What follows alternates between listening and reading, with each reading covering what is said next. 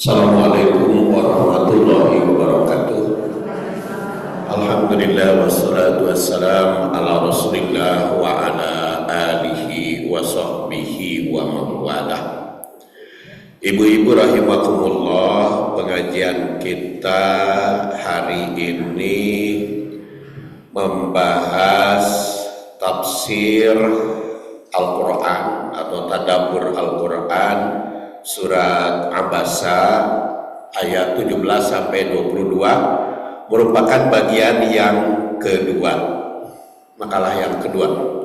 A'udzubillahi minasyaitonirrajim. Qul qutilal insanu ma akfarah min ayyi syai'in khalaqah min nutfatin khalaqahu faqaddarah summa sabila yassarah summa amatahu fa'aqbarah summa idza syaa'a ansyarah.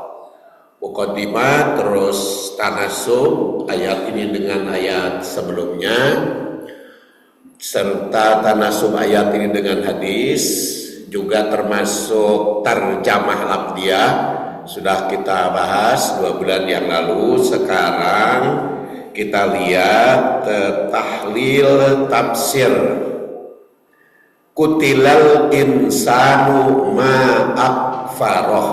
Kutila itu berasal dari kotala. Kalau kotala itu artinya membunuh, kalau kutila dibunuh. Tapi kalau kotala, kopna panjang, itu artinya perang karena saling membunuh. Jadi kalau ini kutila, dibunuh menurut bahasanya. Jadi seperti dijelaskan dalam tarjamah yang lalu bahwa perkataan kutila itu secara bahasa berarti dibunuh. Tapi menurut ahli tafsir di sini bermakna kecelakaan atau kehancuran. At-Tabari yang lahir 224 wafat 310 mengartikan ayat ini dengan terkutuk. Jadi kan mun bahasa urang mah geuning paeh sia. Tah itu kan naon ngaranna teh kitu teh paeh sia. Ya kutukan itu kan paeh atau mati lu. Nah, itu kan istilah gitu, mati lu. Nah, kata bahasa Al-Quran juga begitu, matilah, nah, mati lu. Nah, jadi terkutuk. Siapa? Ya al-insan ma'akfaroh, terkutuk. Alangkah berbahaya kekufuran yang mereka lakukan. Al-Qurtubi yang wafat 671 mengutip beberapa pendapat tentang arti kutila pada ayat ini, yang bisa berarti terkutuk, bisa tersiksa. Sedangkan insan artinya manusia, yang berarti di sini adalah orang kafir. Karena tidak mungkin Quran mengutuk manusia sembarangan. Dan seperti pernah saya uraikan, insan itu manusianya individu. Maksud individu teh lengkap, baik jasmani maupun rohani. Beda kalau basar. Kalau basar mah jasmani. Jadi bahasa Al-Quran atau bahkan bahasa Arab ya. Jadi istilahnya teh macam-macam manusia teh. Ada bashar, ada insan, ada al-mar'u, mar'u. Jadi kalau bashar itu lebih kepada penampilan fisik. Jasmani itu bashar namanya. Tapi kalau individu jasmani rohani itu biasanya disebut insan. Apalagi kalau dari sudut keberadaan budi perangi, budi pekerti, itu biasanya diistilahkan mar'u. Mar'u itu dari ro'a. Ro'a itu lihat, melihat atau berpikir, itu biasanya almar'u.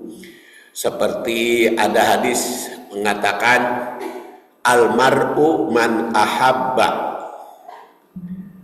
Orang itu berada dengan yang ia cintai. Itu teh kan ada sahabat bertanya kepada Rasul, ya Rasulullah, ada orang itu mencintai seseorang padahal dia tidak pernah bertemu. Seperti kita kan, cintakan kepada Rasul padahal kita tidak pernah bertemu kan, tapi cinta. Nah maka Rasul bersabda, almar'u ma'a man ahabba. Orang itu akan beserta orang yang ia cintai walaupun tidak pernah bertemu. Kalau dia sudah cinta akan bersama, ya. Itu almar'u ma'a man ahabba.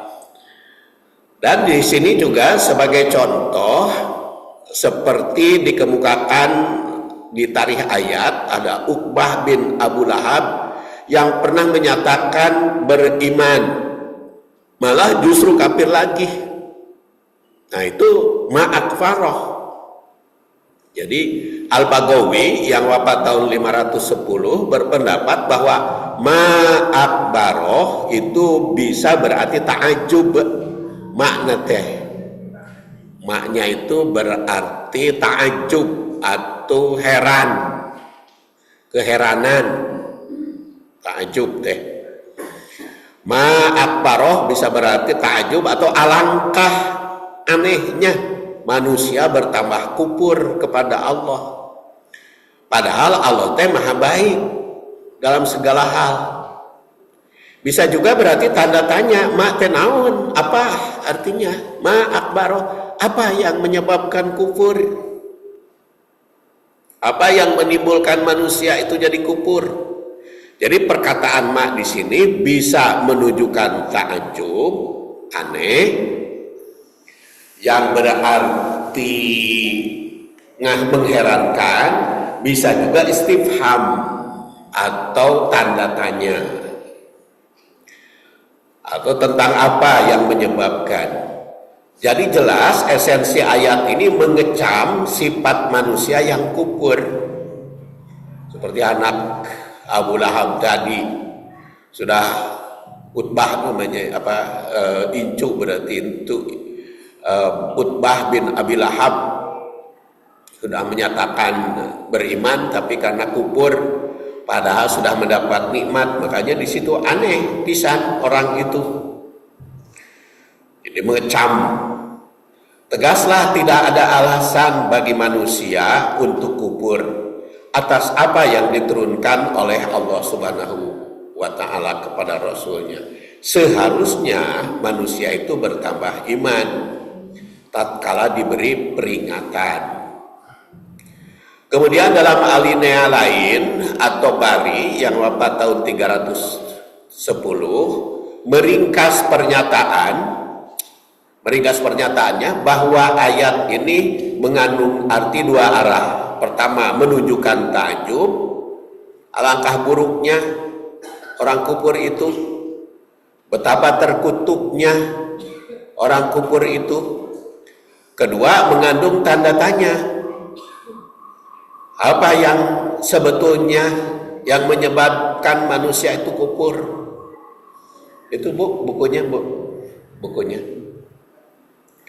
Apa yang menyebabkan manusia itu kufur? Bukankah Allah Subhanahu wa Ta'ala itu sudah maha baik dalam segala hal? Jadi itu tanda tanya. Kutilal insan ma akbaroh, terkutuklah, matilah, mampuslah orang yang kufur. Apa makna filosofisnya dari ayat ini? Pertama, tentu saja kritik terhadap sikap kufur nikmat. Jadi yang dimaksud kufurnya secara filosofis mah kufur nikmat. Kufur nikmatnya apa? Tidak mau syukur atas kenikmatan yang diberikan oleh Allah, karena kenikmatan itu cukup banyak jumlahnya. Wa in ta'uddu nikmatallah la tuhsuha. Kalau Anda coba-coba ngitung nikmat Allah yang Allah berikan tidak akan terhitung. Adun tong-tong nikmat alam, nikmat badan aja mulai dari penglihatan, dina mata ya bulu mata bisa ngicep, sok lamun teu bisa ngicep kan ripuh. Teu bisa peureuh, teu bisa sare aja kan ripuh. Jadi kenikmatan itu mulai dari mata aja kan. Di dalam matanya ada lensa, ada kornea, ada macam-macam. Macet aja seetik dioperasi kan korneanya. Jadi itu mata, belum hidung. Bisa ngangse ribuh kan. Belum mulut baru suh seetik. Balelol kan. Jadi dan itu sambung menyambungkan di dalam diri manusia. Otak saja terganggu karena kaki itu bisa lempang, awak itu bisa oyak, bicara balelol. Pun lanjut sekarang kakak kandung Kang Jalal 2 malam yang lalu itu sedang olahraga di Gasibu kan, karena dia biasa sering olahraga ya, olahraga ngelilingin Gasibu sampai 7 putaran katanya. Nah pulang-pulang tos makan tuh bisa oyang kakinya, terus nyarios balelol teu kahartos dicanap we ka rumah sakit dirawat dugi ka ayeuna. Masih Kang Jalal. Tapi kemarin tuh saya tengok kata dokternya diperlukan istirahat dulu selama 4 hari, jangan ada yang nengok dulu, terlalu banyak yang nengoknya majelis taklim ngabring. Jadi itu gangguan. Saya katakan kepada keluarganya, sehatlah ceng teh. Naon make yakin sehat pan abdi kayak gitu baheula. Kan saya 2017 dulu gitu. Pagi-pagi sehat, pulang asar tuh bisa ngomong. Bantu tekupun bojo ka rumah sakit tersumbat di otak, tapi kemana-mana. Maka saya katakan kepada keluarganya sehat. Buktinya apa? Saya juga sehat. Tuh ayeuna jak waringkas deui saya bilang. Jadi sekarang malah insya Allah saya yakin aja kepada Allah. Itu maka yang sehat itu sering kita lupa atas penjagaan dalam kesehatan. Begitu sakit karasa, ya. Begitu sakit maka rasa nikmatna keur sehat teh. Tapi hari keur sehat mah teu karasa kenikmatan teh, biasa-biasa aja. Itu sakit terasa nikmatnya.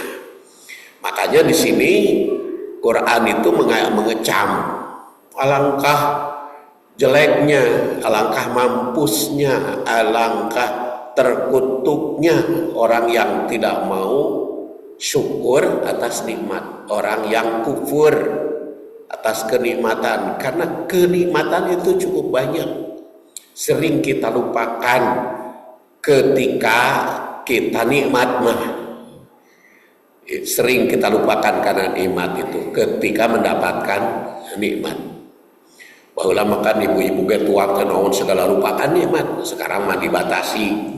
Nah, terasa kan? Jadi baheula teu syukur. Makanya di sini filosofis ayat ini kritik terhadap orang yang kufur nikmat. Di ayat ini mengecam manusia yang meskipun mendapatkan banyak nikmat dari Allah, seringkali tidak bersyukur dan malah menunjukkan sikap ingkar. Sikap ini mencerminkan ketidakmampuan manusia untuk menghargai sumber kehidupan. Sok loba lupa kanu mere gitu ya. Pemberi pertama adalah Allah, kita suka lupa kanu mere teh sumber kehidupan dan penciptaan yang diberikan kepadanya. Kemudian yang kedua merupakan renungan eksistensi, keberadaan, perwujudan, eksis. Ayat ini mengajak manusia untuk merenungi apa? Asal usul dan segala bentuk nikmat yang telah diberikan Allah, mulai dari penciptaan, rezeki, hingga berbagai bentuk kemudahan dalam hidup. Berbagai bentuk kemudahan kan? Kemudahan-kemudahan yang kita rasakan kan banyak ya. Nah, yang sering kita lupakan. Dengan demikian, seharusnya manusia itu menjadi hamba yang bersyukur dan tunduk atas perintah Allah Subhanahu wa taala. Kemudian filosofis yang ketiga, C, mengingatkan atau pengingat tentang keterbatasan manusia. Allah mencela manusia yang lalai akan kebesarannya, mengingatkan bahwa manusia berasal dari sesuatu yang hina, yaitu asalnya air mani. Sekarang sudah gede, sudah rongkah, sudah besar, padahal dulu nama naon setetes air mani nu dikecretkeun ku bapa ka ibu. Cret tesak itu. Ku bapa ka ibu jadi we ieu mah baradag kieu. Padahal baheulana mah sing inget teh. Makanya Allah mengingatkan di sini. Jadi keterbatasan ini seharusnya membuat manusia lebih rendah hati, jangan berlagak sombong. Ingat ke baheula mah begitu tetesan air mani, begitu setesan air mani di dalam rahim ibu, rahim ibu ngalayang-ngalayang dina cai dina rahim ibu itu teh kan. Dina rahim ibu 8 bulan borojol lahir, koceak nangis, teu bisa walakaya. Lamun teu diparaban ku indung bapa urang, lamun teu dikeloni, lamun teu disusuan, geus kusak we teh. Teu inget urang kana jasa ayah dan ibu teh komo geus kolot kieu mah geus teu inget teh kana jasa dan ayah dan ibu teh. Makanya diingatkan oleh Al-Qur'an imma yablughnal kibar, sing inget ketika masa tua, ketika kita dilahirkan, ketika kita dikandung. Makanya diingatkan pada ayat berikutnya min ayyisyai'in khalaqah. Nah, ini kaitan dengan ayat berikutnya kan. Jadi Gus bicara sebelumnya dewasa. Nah, kutilal insan ma akbaroh dilanjutkan ke sana min ayyisyai'in khalaqah. Kemudian D itu peringatan spiritual. Peringatan spiritual ini juga berfungsi sebagai peringatan keras bagi manusia agar senantiasa sadar akan tanggung jawabnya sebagai hamba Allah dan tidak membiarkan kesombongan, keangkuhan, atau sikap ingkar yang merusak spiritualitasnya. Jadi secara keseluruhan ayat 17 ini mendorong manusia untuk lebih sadar akan posisi mereka di hadapan Allah dan untuk selalu bersyukur atas segala nikmat yang telah diberikan, bukannya bersikap sombong atau ingkar. Makanya ma'akbaroh, apa yang mereka ingkari sehingga menjadi kufur. Makanya kalimat berikutnya min ayyi syai'in khalaqah. Dari apa dia menciptakan? Allah menciptakan. Kalimat min ayyi syai'in, dari apa, itu merupakan kalimat tanda tanya. Yang redaksi Quran terkadang bernada tanya jawab. Jadi Allah kadang-kadang tanya jawab. Tanya jawab dengan siapa? Ya kita. Jadi ketika membaca ayat itu kita ditanya oleh Allah. Min ayyi syai'in, dari apa kamu diciptakan baheula? Dijawab entong, di sana dijawab sikap kita. Bukan hanya jawab secara lisan, di sikap kita. Tentu saja jawabannya bukan hanya di lisan, tapi mengandung arti perhatian. Ayat ini menurut Al-Baghawi penafsir, tapi juga Al-Baghawi mah selain ahli tafsir juga ahli hadis, ya. Metode ahli hadis juga, yang wafat tahun 510 Hijriah. Ini berbentuk istifham atau tanda tanya, tapi bermakna takriri. Tanda tanya tapi penegasan. Menurut Al-Baydawi yang wafat 691 Hijriah, pertanyaan dalam ayat ini berfungsi celaan bagi manusia kafir. Jadi yang dikutip di sini tafsir zaman baheula, ya. Zaman baheula eta mah abad ke-7, abad ke-6 kan. Kalau Al-Baghawi kan abad ke-6. Wafatnya 510. Kalau Al-Baydawi abad ke-7 691. Nah, geuning bukan tafsir ayeuna. Tafsir ayeuna dikutip ke dina filosofisna mah tafsir ayeuna zaman teknologi filosofisme.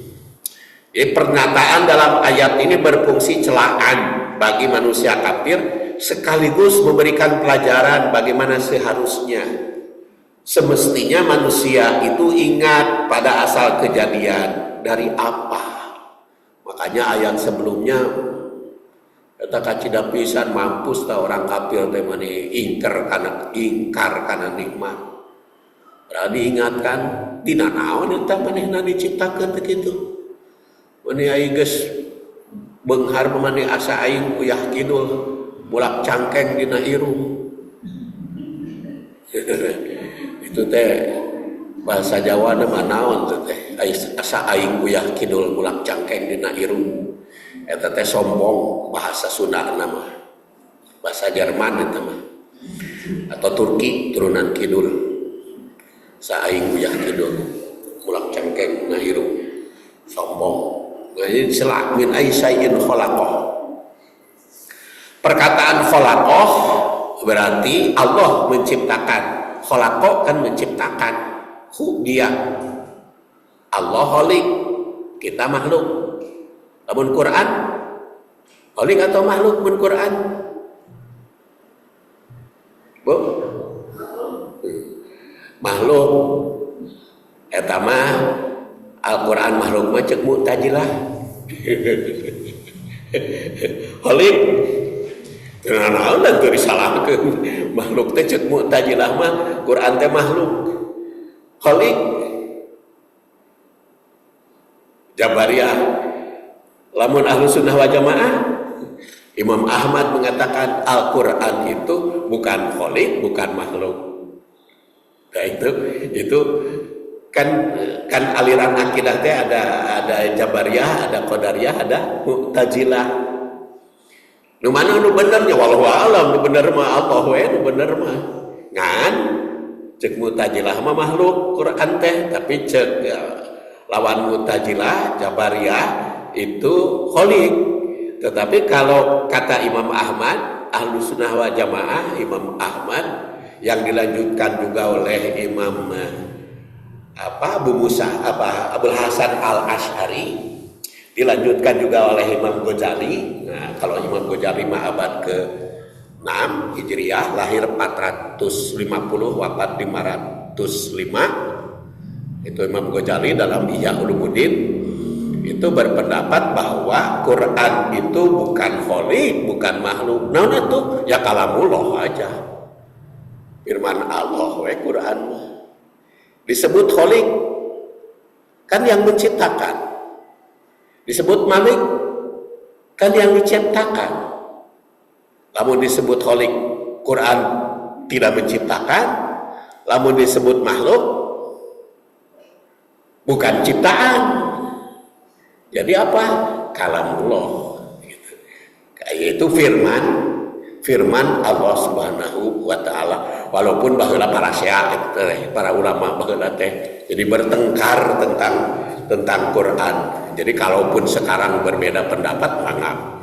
Itu mah yang begitu mah pendapatnya boleh toleransi kalau berbeda-beda ya. Kalau berbeda-beda. Nah, di sini khalaqahu menciptakan. Kita mah makhluk gitu, sudah jelas karena diciptakan. Min aisyai'in, dari apa? Nah, pertanyaannya di sini, dari apa? Jadi kalimat ini tanda tanya. Oleh karena itu sangat keterlaluan orang kufur. Padahal orang fitrahnya iman. Fitrahnya iman. Manusia itu seluruhnya berfitrah iman. Tidak ada manusia yang tidak berfitrah iman. Makanya manusia itu dilahirkan walaupun jauh ke bedug anggang kadulang, pokoknya jauh tina pandangan manusia, sendiri dilahirkan percaya. Minimal percaya nanti lamun kena musibat gitu. percaya kepada Tuhan. Kan zaman dongeng Bung Karno katanya kan gitu, keur babarengan cenah di naik kapal mengarungi Samudra Pasifik gitu, ke lautan teduh. Itu aya ombak ngadadak. Bung Karno karena muslim dia mengatakan Masya Allah, ya Allah. Terus yang satu lagi temannya Pak Maramis yang Kristen itu, begitu ombak itu kan langsung gini kan, panggil Yesus. Eta nu hiji deui nu komis, bingung. Manggil saha? Nu percaya kepada Tuhan. Begitu ombak tarik, manggil saha? Tapi ombakna gejeleger terus. God, my God. Bung Karno tahu, tanya, kamu kan tuh percaya kepada Tuhan. Oh, itu di luar kesadaran. Ternyata ketika tersadar mah manggil Allah teh. Manggil Allah. Dan sampai sekarang manusia yang ateis saja, yang tidak percaya kepada Tuhan, namun kena musibat mah pasti manggil Tuhan. Walaupun nutu nyawa nama gitu kan. Ya, walaupun ada yang percaya kepada Tuhan itu ada, walaupun tidak beragama ada. Sekarang itu kan seperti di Eropa juga banyak ya yang ateis itu bukan tidak percaya pada Tuhan, percaya kepada Tuhan mah, cuman tidak beragama gitu kan. Ada istilah sekarang makan God without religion, bertuhan tapi tidak beragama. Orang-orang sekarang kan bermunculan karena tidak mau didoktrin teh. Tapi sugan teh lamun teu beragama teh rada ngeunah gitu, ternyata bingung juga mereka ya. Jadi memang manusia itu berfitrah, fitrahnya percaya kepada Tuhan itu. Jadi walaupun teu aya nu ngadakwahan ai ka Allah mah pasti percaya, hanya nyebut nawe beda-beda ya. Jadi kalau dia tidak mempercayainya berarti bertentangan dengan fitrah manusia ya. Oleh karena itu sangat keterlaluan orang kufur padahal fitrahnya iman. At-Tabari yang wafat 310 ya juga berkomentar betapa sombongnya orang kafir itu sehingga berani menolak perintah, tidak mau taat pada Tuhan dan tidak mau ikrar tauhid. Karena memang yang paling rasional, yang paling bisa diterima ya tauhid. Tauhid itu mengesahkan Allah Subhanahu wa taala. Tapi geuning sekarang masih aya anu percaya Trinitas, Tuhan tiga, Tuhan Bapa, Tuhan Ibu, Tuhan Anak, Ruhul Kudus, eta makan karena dogma saja dipaksakan kepercayaan teh. Atau Brahma, Siwa, Wisnu ya, agama Hindu itu karena dogma saja. Jadi bukan rasional, bukan kepikiran, tapi dipaksakan. Karena ada pemaksaan gitu agama teh geus kudu percaya we gitu kadang-kadang ya. Itu dogma saja sebetulnya, tapi kalau berpikir secara rasional hayang kapikir mah tauhid memang satu. Makanya qul huwallahu ahad, Allahus samad. Tidak ketauhid. Setelah ayat ini dalam bentuk tanda tanya, min ayyisyai'in khalaqah, yang mencela orang kafir, mengapa kufur kepada yang pemberi nikmat, maka ayat berikutnya menjawab. Nanti dijawab ayat berikutnya. Jadi sekarang mah Allah bertanya, min ayyisyai'in khalaqah, dari apa Allah menciptakan. Jadi tanya jawab ini sebagai bimbingan kesadaran agar manusia jangan berlagak sombong. Perhatikanlah dari apa Allah Subhanahu wa taala menciptakan manusia, dari mana asal usulnya. Filosofis dari pertanyaan ini pengingat tentang asal penciptaan. Ayat ini mengajak manusia untuk berpikir tentang dari mana mereka berasal. Allah mengingatkan manusia agar tidak melupakan asal usul. Ulah poho kana purwa daksi. Purwa teh asalnya, daksi akhir. Ulah poho kana purwa daksi. Ulah poho kana asal usul jeung akhir. Jadi judul nanti meureun judul buku ieu teh lamun ku basa Sunda mah ulah poho kana purwadaksi.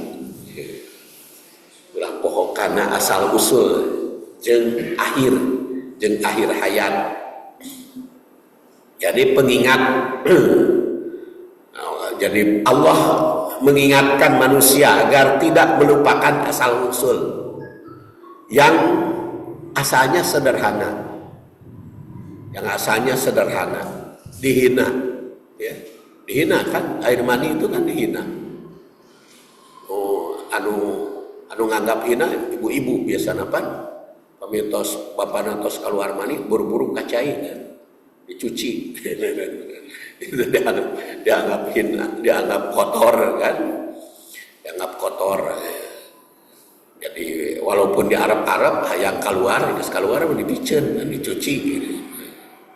Ini dari air mani yang tak berdaya.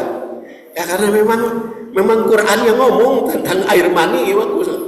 Jadi bukan porno, ini memang Qurannya bicara gitu, bicara tentang hal itu. Jadi kadang-kadang Quran yang mengingatkan kita. Kemudian B, keterbatasan dan ketergantungan manusia. Terbatas ya, tergantung. Ayat ini menunjukkan betapa lemahnya manusia pada saat awal penciptaan. Hal ini mengajarkan bahwa manusia sepenuhnya tergantung kepada kekuasaan dan kasih sayang Allah. Sok lamun dibandingkeun jeung hayam, begitu keluar dari telur kan bisa lompat kan. Neangan dahareun ayam atau gitu dilahirkan teh lompat neangan dahareun. Manusia begitu dilahirkan teu lah kaya kan. La ta'lamuna syai'ah. Lamun teu ditulungan menggeus we goler. Makanya diingatkan asal usul pemeliharaan yaitu kasih sayang dari Allah. Tadi wae aya pan itu ibu-ibu yang miceun bayina. Untungnya kapangih ku polisinya. Kapangih ku polisi eta budak teh 3 kilogram 3 kilo sekian ngagoler kapangih ku polisi. Itu malah kaya. Jadi itu kasih sayang Allah. Kasih sayang Allah untuk ka ibuna jadi rahmatna teh teu mereka ibuna tapi ka polisi jangan diambil ke polisi atau diambil ku saha wae lebih ka dirawat.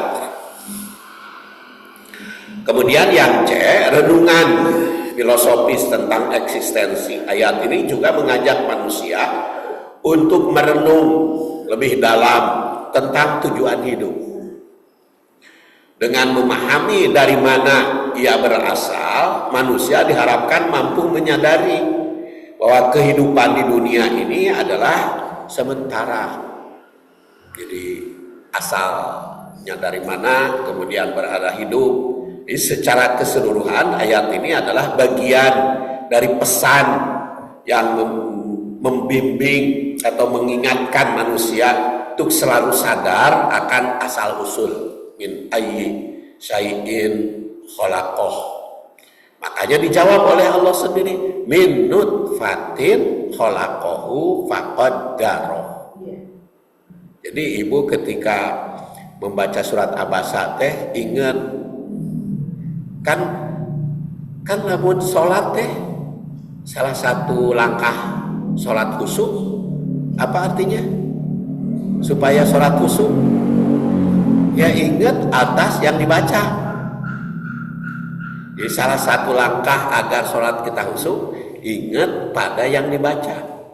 Ketika membaca surat Al-Fatihah, Bismillahirrahmanirrahim, Alhamdulillahirabbil alamin, lamun ceuk said hawa mah Bismillahirrahmanirrahim, Alhamdulillahirabbil alamin, Arrahmanirrahim, Maliki yaumiddin, itu muqaddimah ayat. Iyyaka na'budu wa iyyaka nasta'in ihdinas siratal mustaqim, itu isi ayat. Siratal ladzina an'amta 'alaihim ghairil maghdubi 'alaihim waladdallin, itu penutup ayat. Di dalam membaca surat Fatihah teh muqaddimah, isinya, kemudian penutupnya. Ingat kita sedang sholat. Pas membaca abasa wa tawalla anja'ahul a'ma sampai di sini min ayyi syai'in khalaqah. Ingat dari apa kita diciptakan? Min nutfah. Ingat pada nutfah. Jadi ke sholatnya ingat oke karena nutfah. Jadi nutfah dari ciptaan Allah. Jadi kenapa Rasulullah SAW itu mencontohkan kepada kita kalau membaca ayat dalam surat teh ganti-ganti ayatnya teh supaya ingat karena isi ayat. Jadi isi ayat itu apa saja. Jadi kan untuk dicontohkan ku Rasul teh lamun setelah Fatihah teh doa we gitu, Robbana hablana atau Robbana dolamna gitu, atau Robbana atina, kan tidak doa saja setelah surat Fatihah teh. Apalagi kebanyakan kan juz amma ya. Nah ini yang juz amma juga abasa wa ta'ala dan juz amma itu banyak berbicara tentang masa lalu, masa kini, masa depan di dalam juz amma itu ya, termasuk di dalam surat Abasa ini. Jadi masa lalu kita min nutfah, dari nutfah kan kabayang ke salatnya nutfah itu seperti apa, setetes. Al-Qurtubi kita kutip lagi berkomentar, manusia diciptakan dari nutfah. Nutfah itu apa? Tetesan air yang lemah yang tidak dimuliakan. Nutfah itu tidak dimuliakan walaupun asal usulnya dari makanan kan, dari makanan yang dimakan oleh ayah dan ibu. Bagaimana menjadi sombong asalnya keluar dari lubang saluran kencing?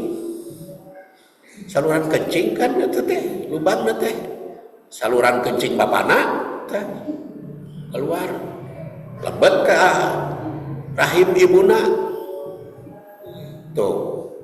Jadi proses makan, bapana makan tumbuhan atau makan hewan dari tanah, di tanah dimakan oleh bapana. Setelah dimakan masuk kepada sulbi, ya. Sulbi itu gimana ketajingna? Pokoknya mah dina surat yang lain kan disebut minas sulbi, berada di salbi. Wat taroib, nyambung taroib punya ibu kita tetesannya itu nyambung. Nah, jadi di sini kata kholaqoh, ingatkan yang tidak dianggap mulia hari takmah. Terus ayat ini melambangkan keagungan dan kekuasaan Allah yang menciptakan manusia dari sesuatu yang dianggap hina menjadi mulia. Menjadi mulia kan, kita sudah dimuliakan, saling memuliakan. Ayo jadi presiden, ayo jadi wakil presiden, jadi gubernur, bupati di kota, camat, lurah, RT, RW, RT. Bulan? Aja menjadi koruptor. Jadi koruptor mani eta mah teu inget teh koruptor teu inget dijadikeun tina naon baheula. Teu sadar ya. Sekaligus peringatan bagi manusia ya. Jadi insya'iyah yaitu peringatan, penuntutan ya. Jadi setelah menciptakan dari nutfah lalu faqaddaroh, Allah mentakdirkan untuk dijadikan apa manusia tersebut. Takdirnya apa? Jadi pria atau jadi wanita. Itu kan ditakdirkan. Itu mah teu bisa dibantah. Dijadikan pria rek dijadikan wanita mah sasaha oge. Ahli kedokteran oge teu bisa teh mah. Ini mah urang bikin wanita gitu bayi teh teu bisa kan. Walaupun ilmu pengetahuan sekarang sudah canggih, sudah tinggi, itu bisa ukur hayang laki-laki, hayang wanita. Eta mah qaddaroh, eta takdir Allah Subhanahu wa taala. Takdir yang pasti sejak dalam rahim, berkaitan dengan jasmani, yang berkaitan dengan anatomi tubuh, serta ruhani, emosi, ya. Emosinya nu gede amat, nu gede ceurik, apa beuki ceurik, nu beuki seuri, anu bear budi, anu cakweup, anu bangkenu. Ya. Usaha manusia itu diberikan kebebasan untuk mengubahnya. Manusia mah mengubah aja. Budak teh ieu mah jamedud wae sering diajak seuri. Mah pengubahan tapi takdirnya sudah ada sejak awal. Jadi penerapannya dalam kehidupan itu rasa syukur dan kesadaran diri. Ayat ini mendorong manusia untuk selalu bersyukur atas kehidupan yang diberikan Allah. Merenungi asal-usul manusia yang mengajarkan kerendahan hati, kesadaran akan ketergantungan penuh pada Allah dan kepada kasih sayang ibu kita, ayah kita. Manusia tidak memiliki kontrol atas asal-usulnya dan sifat-sifat dasarnya. Tetapi dengan kesadaran ini, maka manusia itu dapat lebih menghargai sesama, menghargai jasa orang lain, menghargai siapapun, potensi hidup yang bijak. Kemudian B, memahami takdir dengan bijak. Jadi walaupun bagaimana usaha manusia, takdir mah tetap ada yang tidak bisa diubah ya. Jadi laki-laki, jadi perempuan, jadi kasep, jadi gelis, jadi tandang, jadi tanding, jadi segala macam. Jadi memahami takdir itu harus dengan bijak. Jadi penerapan faqaddaroh itu mengajarkan kita agar menerima takdir yang telah Allah tetapkan. Kalau sudah kejadian, kita sudah jadi wanita, alhamdulillah. Kita sudah jadi laki-laki, alhamdulillah takdir.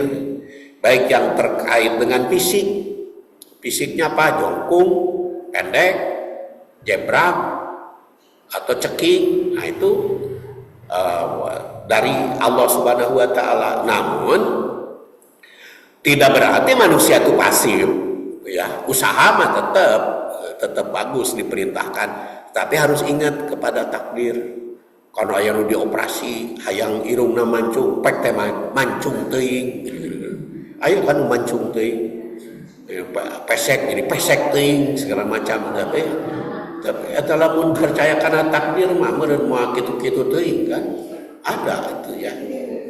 Nah itu makanya boleh manusia ingin mempercantik diri tapi harus ingat kepada takdir. Ayo, makanya berhias mah di luar apa? Bukan perubahan fisik ya. Ari berhias mah dah eta mah diperintahkeun. Parentahkeun ku ahli Islam kan karena tibur rijal itu rihuhu wa tibun nisa launuhu. Dan kemanfaatan potensi. Jadi ibu rahimakumullah sampai di situ karena sudah waktu asar tiba, kita anggap cukup saja. Insya Allah kita berlanjut, makalah ini belum tuntas. Pada bulan yang akan datang bersambung ke makalah ketiga.